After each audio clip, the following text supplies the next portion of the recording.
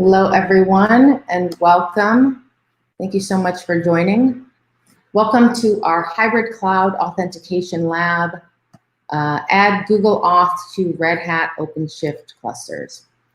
I will be your host for this evening, along with my colleague, Dave. We're going to take you on a wild ride this morning. So a few pieces of housekeeping to get started. If you're joining on one of our IBM developer live streams, the live stream recording that you're watching right now will be recorded and available at the link, the Crowdcast link.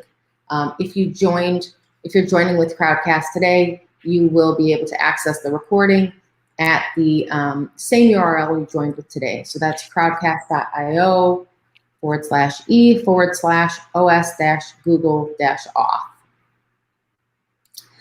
Just a few things to point out here. So as always, I have all of the links available in the Crowdcast chat. So the IBM Cloud signup link, the workshop slides, link to the recording, and then also the URL and key to access your OpenShift clusters, which we will show you in just a moment.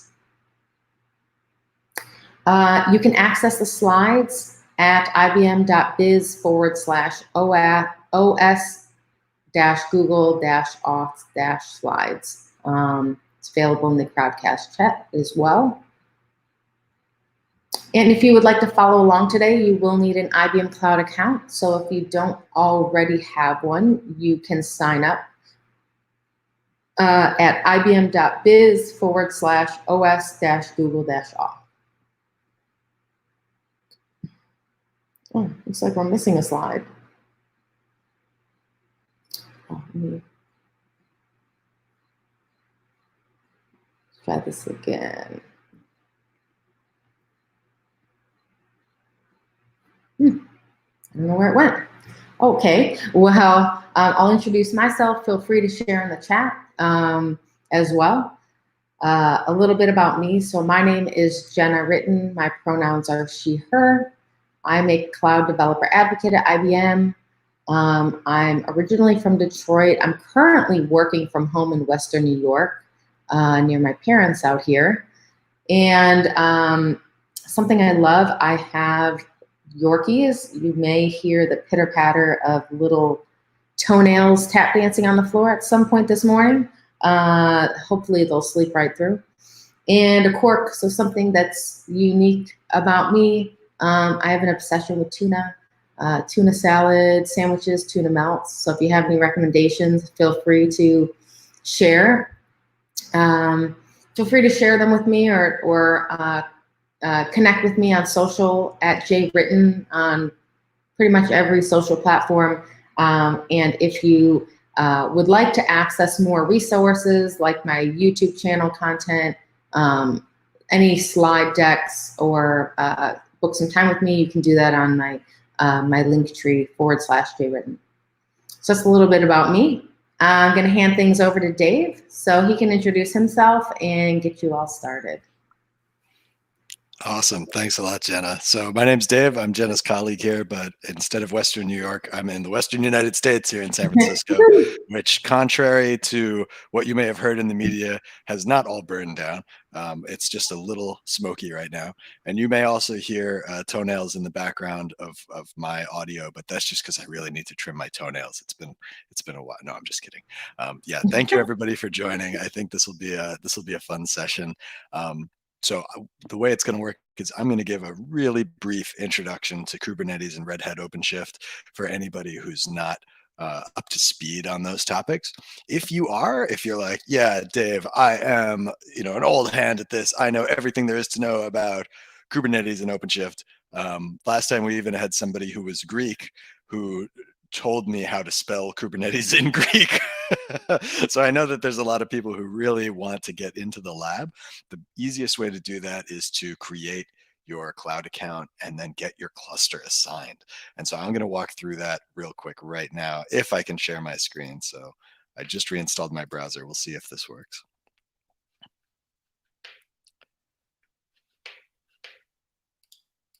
Okay, so this is the link that you see in the chat, OpenID auth1.mybluemix.net, and what you're going to do. This is a little tiny screen that we've put together that lets us assign you a Red Hat OpenShift cluster, and so it'll ask you for a lab key. And so that lab key is OS lab, that's in the chat also. And then it's going to ask for your IBM ID. So when you created your IBM cloud account, this is just going to be the email address associated with that account. You have to agree to the terms and conditions and click submit. And then what it'll do, I'm not going to do it because I want to make sure that everybody in the audience gets a chance to have one of the clusters that we've created assigned to them. Once you hit submit, it'll say that it has assigned you a cluster. And then what you'll do is you will actually log into your IBM Cloud account and you will get a notification that the cluster has been assigned to you. And then you have to click accept. So you have to accept that notification. We can't just throw resources into your account, unfortunately. And so once you do that, then you'll be able to come up here to your account section. And in the account section, you'll actually be able to switch between the different accounts. So right now, this is my account IBM. This is another work account that's associated with me.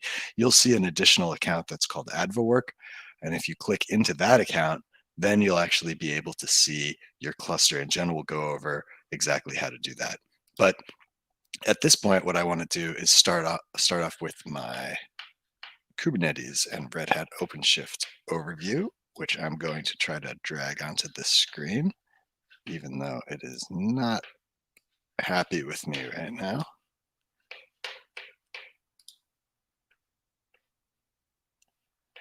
So I'm going to try to do it manually. Yes, that worked. No, that stopped working. Okay. Old school.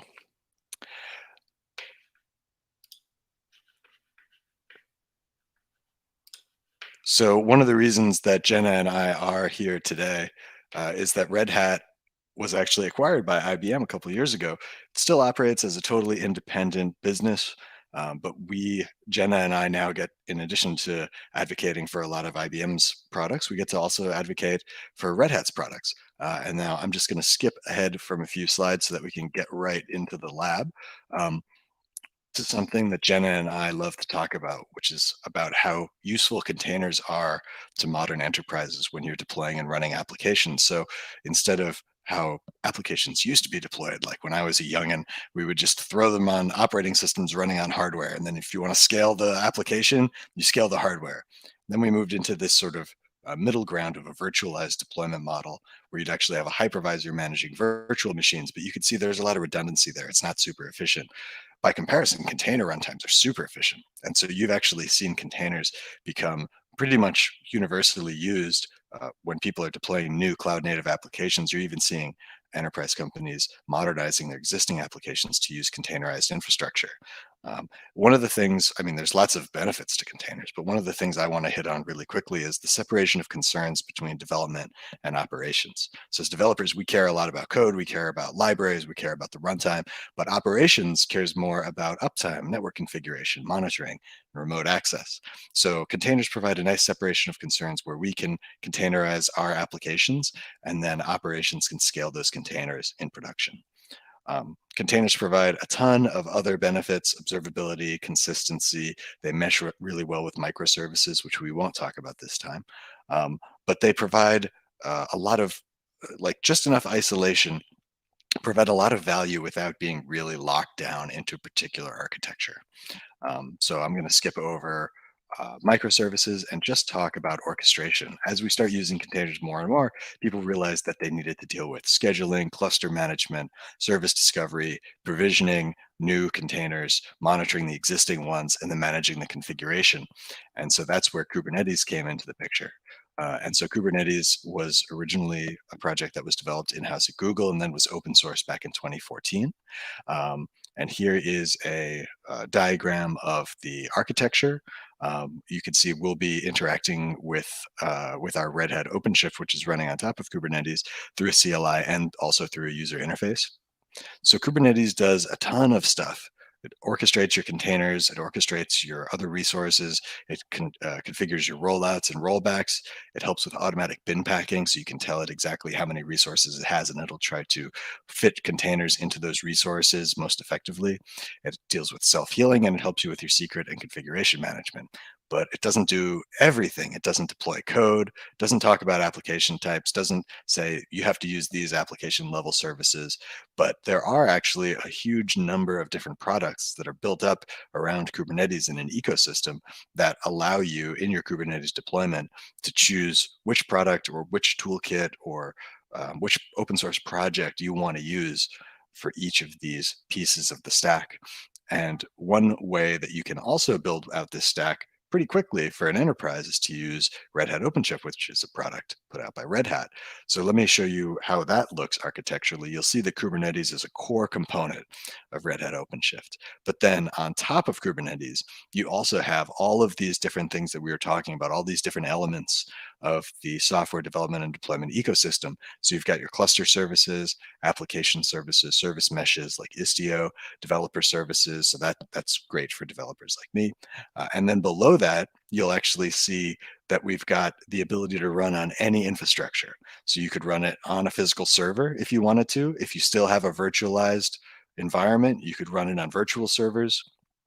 If you've got a private cloud for compliance or security reasons, you could run it there, or you could run it on any cloud vendor.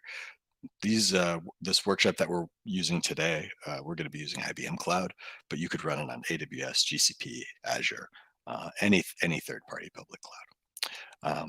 So OpenShift provides not only that container host and runtime, but this enterprise approach to Kubernetes where you get all of these validated integrations, you get this opinionated tech stack, an integrated container registry, all these developer workflows, and also access to services. So just to talk a little bit about the difference between Kubernetes and OpenShift before we get started with the lab. Kubernetes is an open source project. Red Hat OpenShift is a commercial product that uses Kubernetes as part of it. You can still get a lot out of Red Hat OpenShift even if you don't pay for it. Just the fact of the opinionated tech stack and their open source upstream version OKD. But on top of Kubernetes, OpenShift provides additional security enhancements, a really nice UI to help you manage your clusters, validated integrations, Red Hat's famous support, and then also a number of different ways to interact with a catalog of external software. So at that point, I think we're done with the presentation. If anybody has any questions, feel free to post them in the chat. But let me see if I still have yeah. So then at this point, we're back to our IBM Cloud. Hopefully you will have been able to get your cluster assigned already.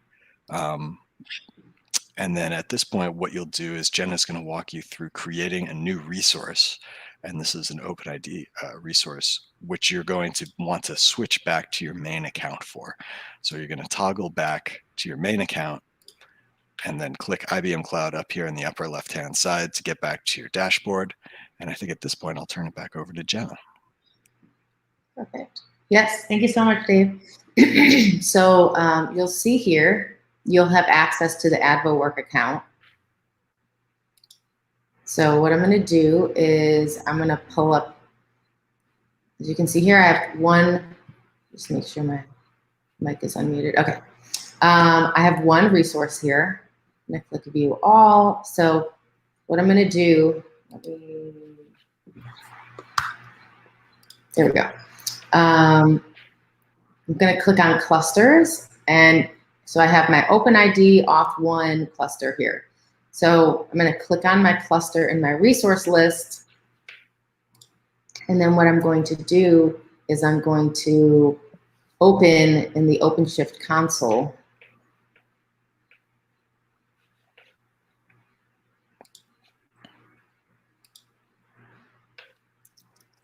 Okay. Let's make sure I'm still, okay. Let me, okay. Let me see if there's a way. Let me see if there's a way to share my, share the window. Screen two, I'll just do this. Okay, perfect. Okay. So what I have over here is, so I clicked OpenShift Web Console, opened up this here, okay? We don't need to worry about this all right now. What I'm gonna do is click on my email on the top right, and I'm gonna click copy login command. I'm gonna click there. It's gonna open up a tab here for me, and I'm gonna click display token.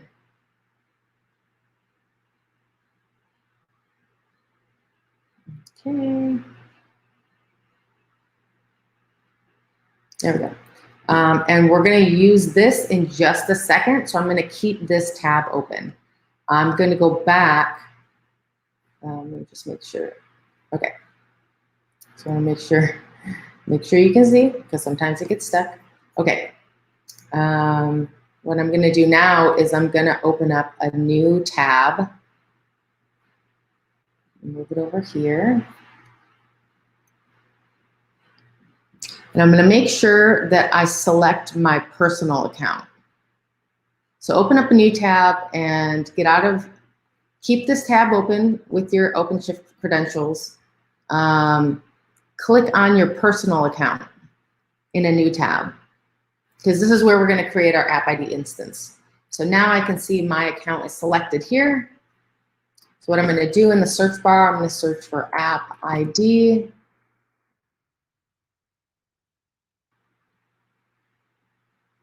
Okay, I'm going to click App ID service.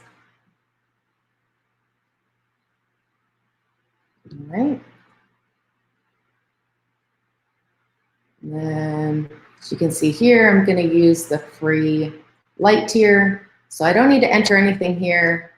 I'm going to update this to be App ID written. Give it my name. Click create. It already has a default resource group, so you don't need to worry about that.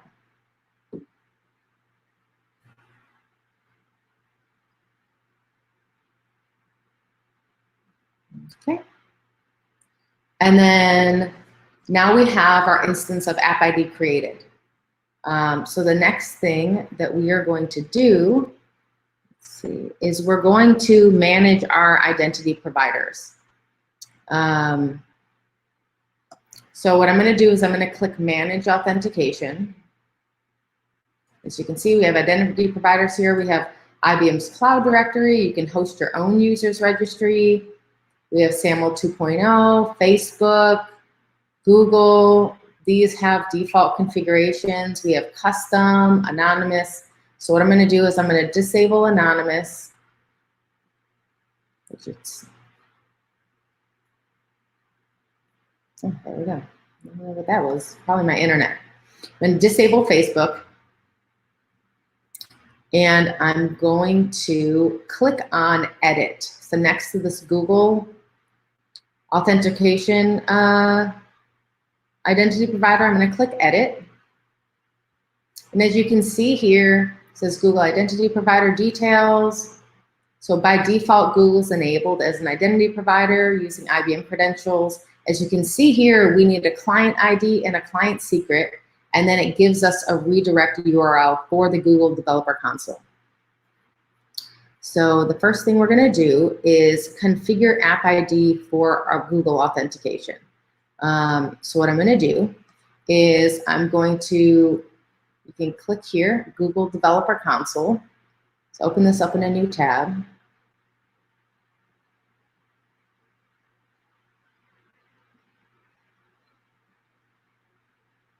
Okay. And then click, let's see, I'm going to need a new project. Let's see. So I already have a project here, but you can create a new project. So if you click new project, so if you OpenShift, Google Auth ID with Google Auth, okay? I'm just gonna make this self-created folder here. Click create.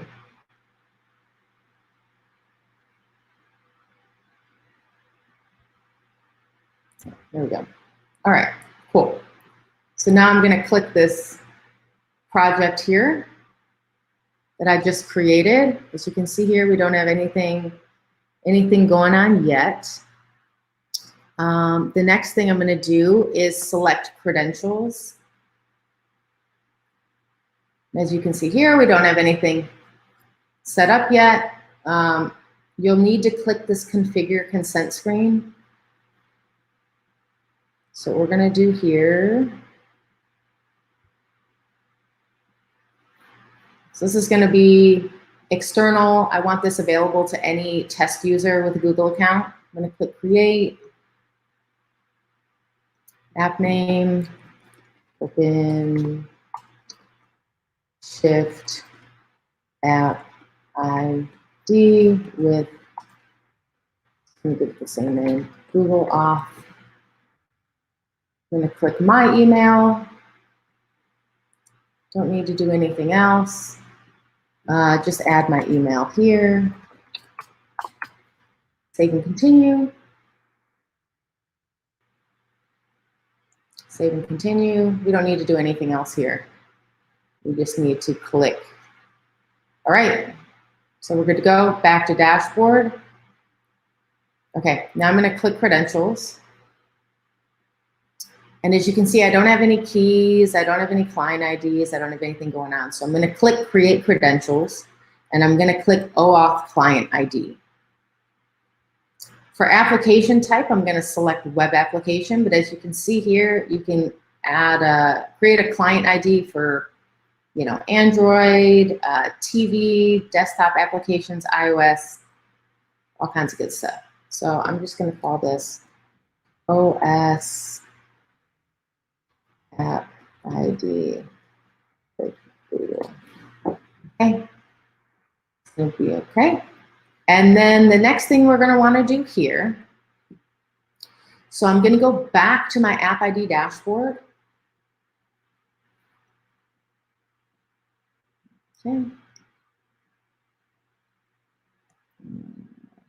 Okay, so I'm gonna go back to my dashboard here, and as you can see here, here we have this authorized JavaScript origins. So this is the HTTP origins that host the web application that we're building.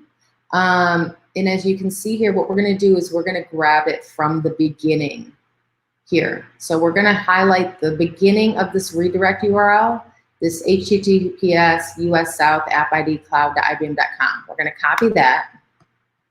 We're gonna add that to our JavaScript origins here. So I'm gonna paste it here. Okay. Now we have our authorized redirect URIs. So this is where users will be redirected to this path after they've authenticated with Google. So after you add your, it's saying after you add your Google credentials that say, okay, I'm authenticated, where should I direct? So what we're gonna do here is we're gonna pull this authorized redirect URI from this right here, this whole thing. So we're gonna copy the whole thing, and this is where it says redirect URL for Google Developer Console. So this is the redirect URL. So we're gonna add it here. Here they call it URIs. So we're gonna click add URI, click it here. Okay. And then we're gonna click create. And now we have our client ID and secret. So the next thing we're gonna do is copy the client ID. Let's go back to our app ID dashboard, paste the client ID. Then we're gonna come back to our Google Developer Console. We're going to copy our client secret. Come back here. We're going to paste our secret in our app ID,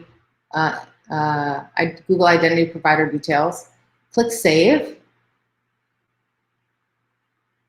Okay, perfect. All right, so now we have configured our Google Authentication by adding our identity provider details here. Now that we have everything set up, the next thing we're going to do is, in order to log into our application, which we're going to build in just a second, we need to add some login credentials. So what we're going to do is we are going to, if you scroll up to the top, here, overview. So we've been working in this manage authentication in this identity providers here. We're going to click cloud directory and you're going to click users right here. So we want to add, definitely didn't forget to save. Let's just check. Edit. Yep, everything's fine. Okay. We're going to go cloud directory, users. Okay. And you can, as you can see here, we don't have any test users. So we want to be able to test login for our application, whether we use Google Authentication or not. So what I'm going to do is I'm going to create a new user. I'm going to call this user test user. Email. Oh, you know what I did? Missed a step. We want to go to settings.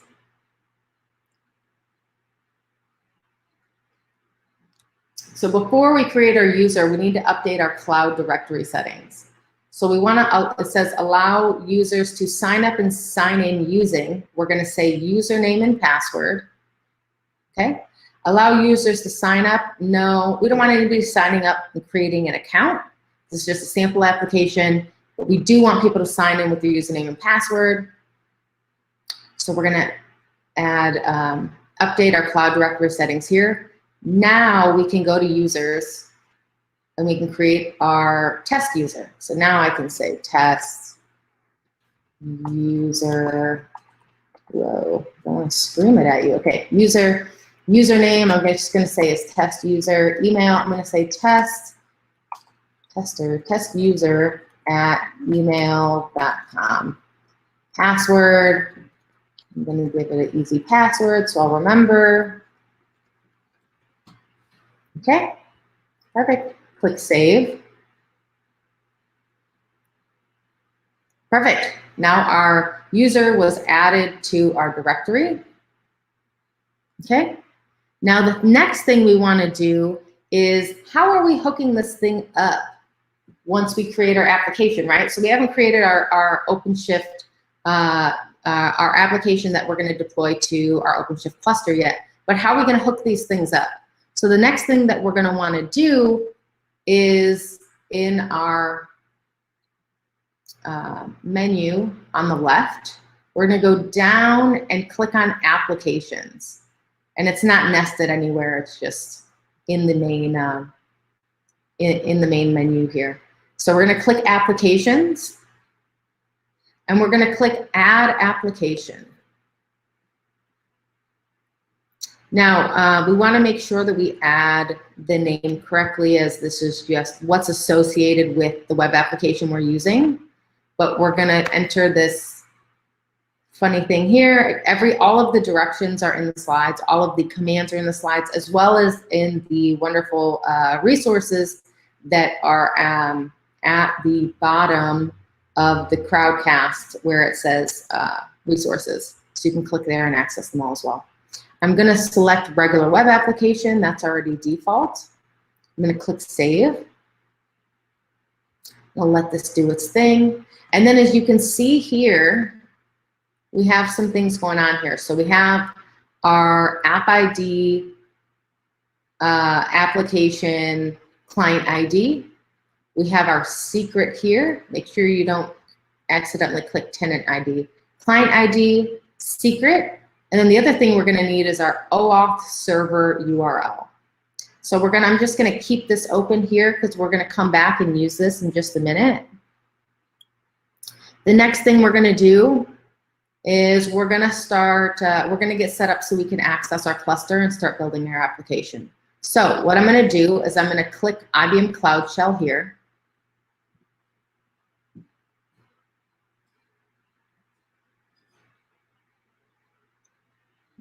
Okay, it's gonna take there we go. It's gonna prepare a session for me, and as you can see, I'm just making sure I'm in my regular account and not the AdvoWork account, which you should all be in as well if you just created your App ID instance.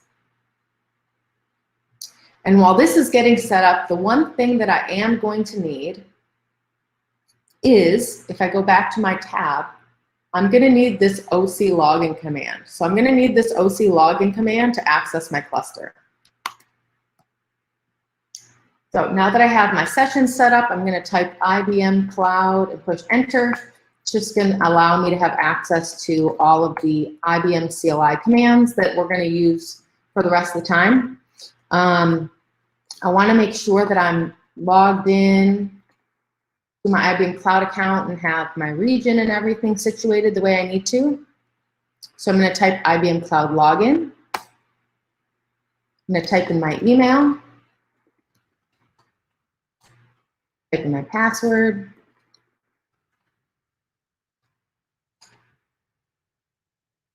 Okie dokie. And again, I'm gonna choose my personal account, not the AdvoWork account. So I'm gonna put 1.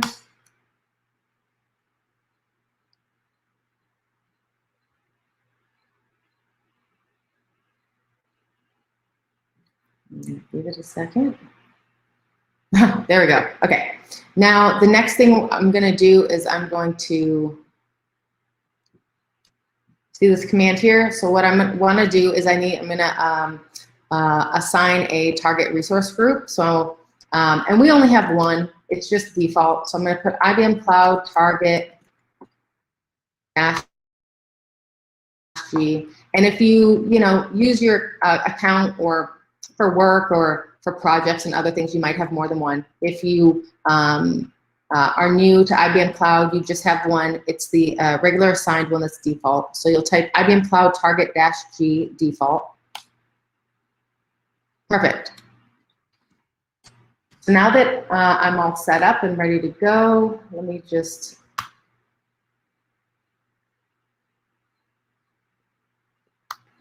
okay, we'll be here. All right. So the next thing I'm going to do is I'm going to enter my login command so I can log in to my OpenShift cluster. Okay, so as you can see, it says you have access to 64 projects. So I've logged into my my cluster. The next thing I want to do is set up a project namespace. So I'm going to do that with OC new project. And then the project name is going to be, it can be whatever you want, but for this workshop, we're calling it Cloud Friendly Security. OC new -project Cloud Friendly -security, push enter. Okay, so now we're using our Cloud Friendly Security project. The next thing we're going to do is we're going to clone the Git repo that we're going to use to build our application. You can copy that from the resources as well. So I'm just going to paste that in here. And I'm going to clone the application, and I'm going to CD into it. And now I am good to go. So the next thing I'm going to do is I'm going to copy the this template app ID.env to my file, to my .env file gm4 that matches the application name that we set up. So I'm going to run this command. Okay. Okay. Just triple checking. You never know. Okay. Now that I've done that, the next thing that I'm going to do is edit the app.env file. So remember I said, make sure you keep your app ID credentials open. Now is where we're going to use that. So what we're going to do is we're going to edit our app.env file. So I'm going to run the command nano appname.env. I'm going to push enter. Okay. Now what I'm going to do is add my client ID here. Okay. And here we're just editing our app.env file in our Cloud Shell terminal here. What's really great about this is it lets you do everything without having to set up things locally on your local environment and worry about having the right versions of everything. You can do everything from the Cloud Shell, and everything you need is there. All of the CLI commands are there. So, okay. So I'm going to copy my client ID, paste it here. Next thing I'm going to do is add my client secret, which I can find right here. It's called secret. Copy this, paste it in here. Next thing I'm going to do is add the OAuth server URL. So remember that really long one. What I'm going to do is OAuth server URL. Go here, all the way here. And also make sure when you are adding your environment variables here that you are not adding them with quotes, no quotes. Make sure you're adding them and not copy and pasting. Do not copy and paste the quotes. Okay, so the next thing we're going to do is we want to save and get out of here. So how we're going to do that is we're going to press Control X. Oops, sorry. Control X. And then we're going to say, yes, we want to save. So I'm going to give it a capital Y. Okay. And then I'm going to push Enter. Perfect. So now I've just updated the applications env file with our environment variables for our app ID instance here. So this is our app ID application that we've created. So these are the environment variables that we're using. So the next thing that we're going to want to do now that we have things hooked up under the hood and good to go is we're going to create an app secret on OpenShift, on our cluster. So next command I'm going to run is OC create secret. It's just going to be generic name of our app, and then we're going to generate it from our env file, and we gave it the name.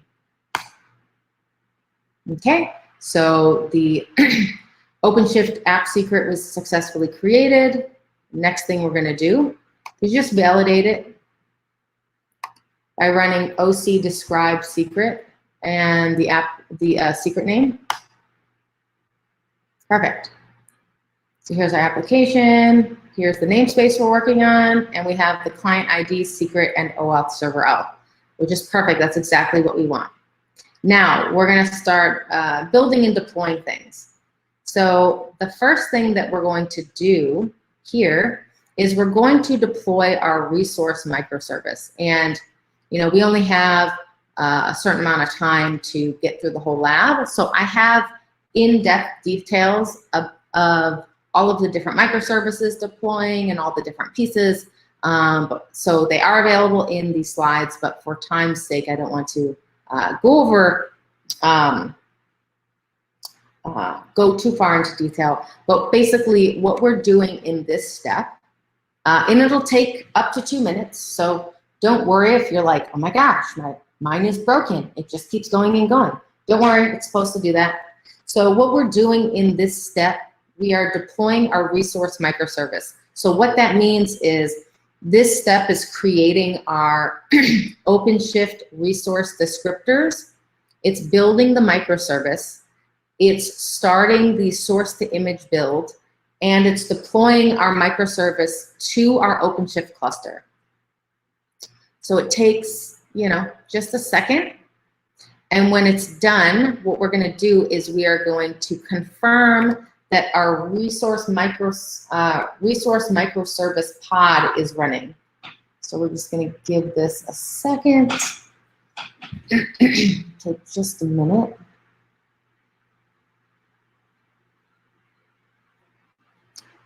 And I think we'll get everything good to go and be able to log in right on time. I think everything's going to be right on time today.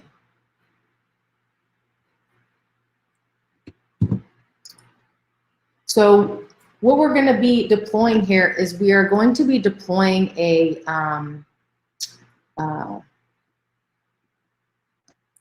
we're going to be deploying our if you look at our architecture in the chat, we're going to be deploying a resource microservice. We're going to be deploying a backend for front end microservice, and then we're going to be deploying our microservice UI. Oh, so that was good. Now we're all done. So what I'm going to do is I'm going to just validate that our pods are running. So you can see here, here's a resource microservice that's deployed to our OpenShift cluster, and it is running, and it shows for how long it's been running for. Okay. So now that we've deployed our resource microservice, we've confirmed that the pods are running. The next thing we're going to do is we're going to deploy our BFF microservice. No, this microservice is not my best friend. What BFF stands for is, as I mentioned, it stands for backend for front end. So let me just get this started running. Okay, so what we're doing in this step is we're creating for our backend for front end microservice. We're doing the same things we did for our resource microservice. So we're creating our OpenShift resources, resource descriptors. We're building the microservice. We're starting the source to image build, and we're deploying our microservice to our OpenShift cluster. Again, it'll take a minute or two. Looks like it's running pretty quick today. I think it might be my internet. I upgraded my internet to the, the gig.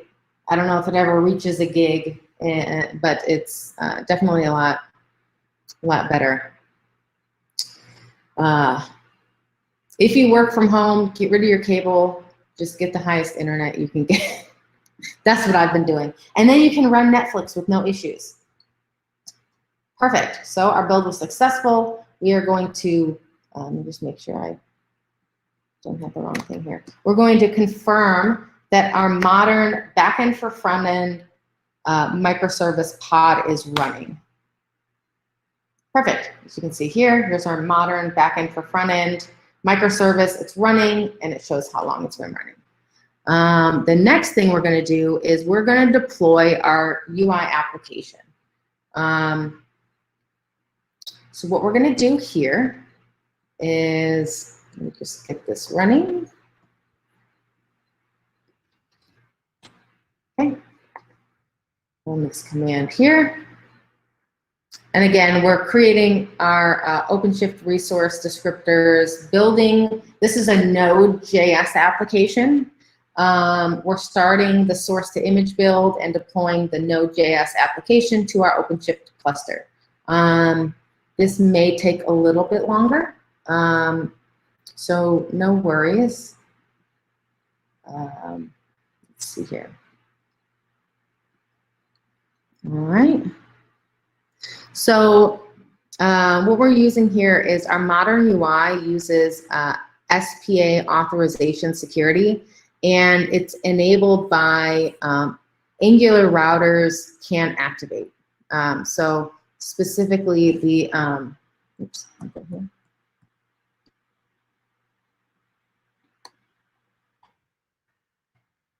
And you might see this error come up. Don't worry.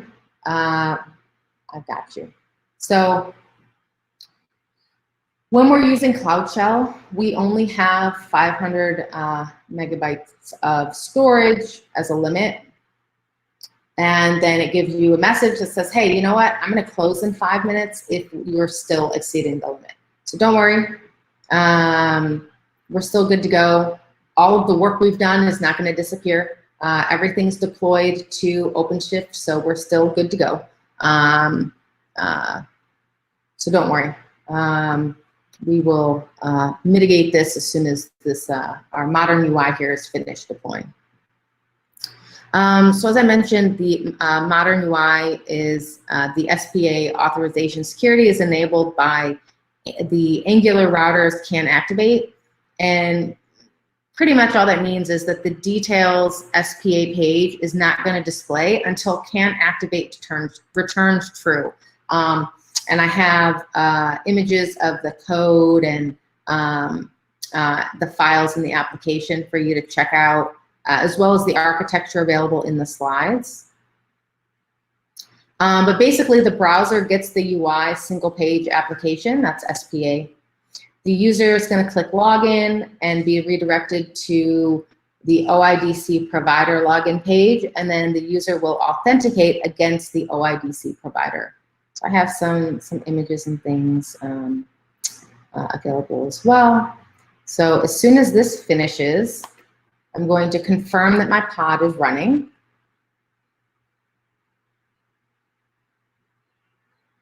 So this should be almost done. And again, there is a limit. However, I can just reconnect and keep working.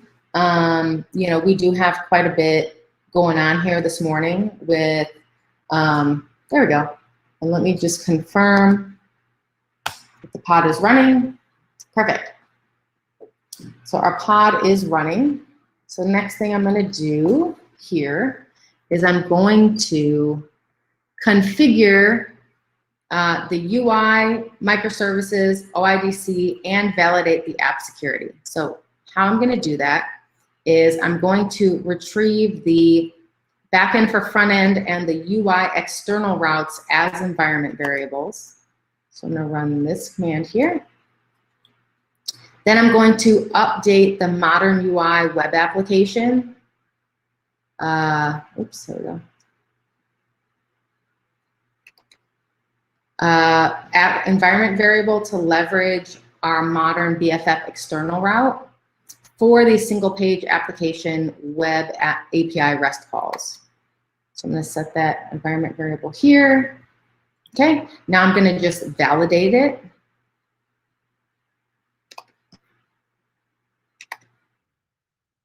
So here, BFF URL, validated it here.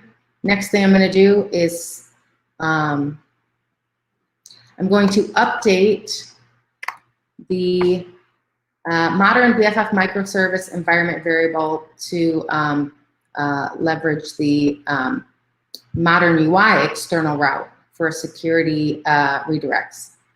So let me just validate that I've done that here. Perfect. UI redirect. Okay. And then the last thing I'm going to do here, okay, is I'm going to display and copy the BFF login right here. So this is what I want right here. And if I take this URL, so what this is our modern backend for front-end login route. So what I'm going to do here is I can put this into my browser.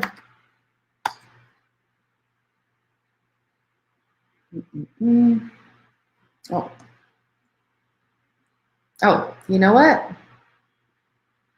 We got one more step.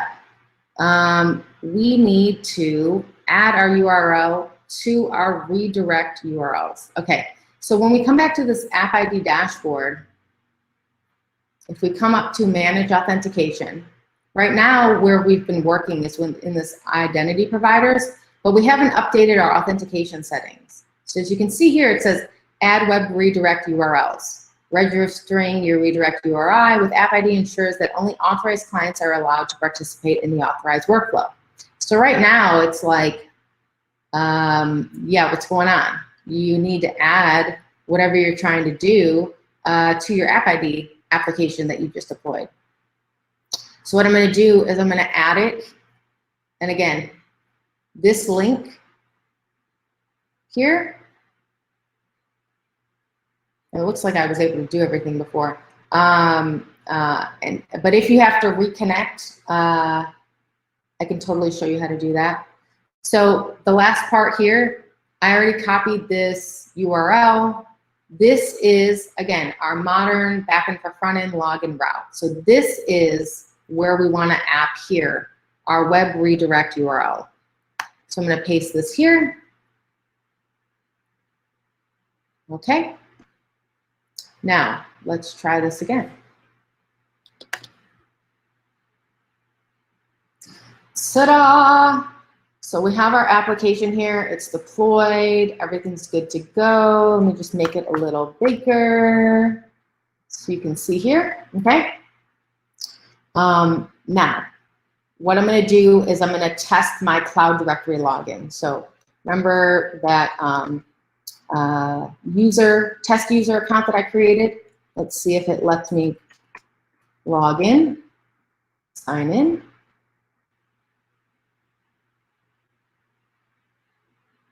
Good to go. Okay. Now I want to log out. Here we go. Now I'm logged out. I'm gonna click login. I want to make sure that my Google authentication is working. So I'm going to click login with Google. I'm going to select this IBM Cloud. I'm sorry, my personal UMISH account, and I'm logged in. I can log out, log in again, bring to the screen. Okay. And everything's functioning. Now, as a bonus, what I can do is, if I come back here, I can come down to login customization. I'm gonna leave. Okay. So I can do a lot of things here. So for instance, I can, let's see. See, I thought I created one. Oh no, I use this one. Okay. I'm going to add an image. I'm going to make it, did I upload it? Make sure I uploaded it. Yeah. Okay. And I'm going to make it this coral color, log in. Maybe I'm like, hey, I don't like login. I like log in. I'm going to say powered by Jenna.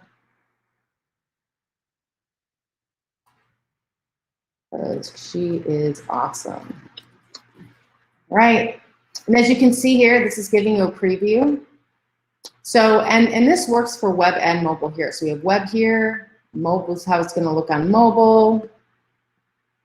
I'm going to scroll down here and I'm going to click Save Changes. Perfect. Now I'm going to come back here to my app. And as you can see here, I have this Node.js and Angular app here, called My App. I'm going to just refresh and say, hey, let me log out. I want to log in again. Perfect. We have Giselle here. We have our login with Google here. Let's just make sure it still works. We have powered by Jenna because she is awesome. Test user, just make sure it all still works.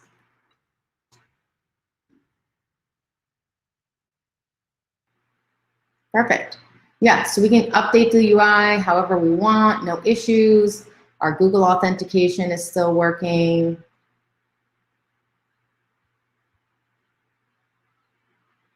Oh, click it. We are logged into our application. So yeah, there's lots of options here, lots of, oops, where did we go? Lots of customization options here.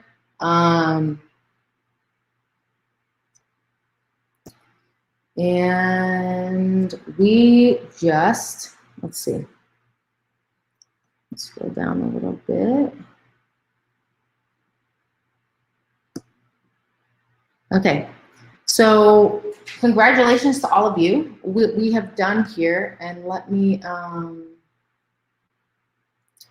just go back and there we go. Perfect. What we've done is we've all together, we've completed the Modern User and Microservice Security Lab for OpenShift on IBM Cloud. So in this lab, you learned how to install and set up IBM App ID, deploy a Spring Boot backend microservice via JCube, deploy a Spring Boot backend for front-end microservice via JCube, and we also deployed a Node.js Angular UI single-page application, or SPA, via NodeShift. We set up OpenID Connect, which is the OIDC, authorization grant type, and JavaScript web token validation. So now you know what to do. You can add authentication to any applications or any of your own personal projects. Let me come back here, and I have a quick feedback survey. Actually, let me close and reshare. Make this a little easier. There we go. Quick, very, very quick feedback survey. IBM.biz/os-google-auth-survey. We're not collecting any of your personal information, so this allows you to just anonymously, give feedback. Maybe there's some technologies and projects that you'd like to see. Share with us any tech stacks you're building in, so we can, see what works for you. I have our IBM Cloud certifications here. Oops. And as always, you can check us out on all of our IBM developer social channels. If you would like to stay connected, follow us, connect with us on social, check out some more content. You can do that here as well. So you connect with Dave or myself on LinkedIn. You can check out more content on my YouTube channel. And if you'd like to stay connected or book some time with me, or get connected with Call for Code or any of the things, you have any questions, feel free to connect out to Dave or myself. You can always contact me in all the places. So I'd like to thank you all so much for coming. Dave, thank you so much. Yeah, thank you. This has been fun. Yeah, I had fun this morning. So I hope you all have had a productive morning, and happy Thursday, almost Friday. And I hope you all have a great rest of your week, and we'll see you next time. Awesome. See ya.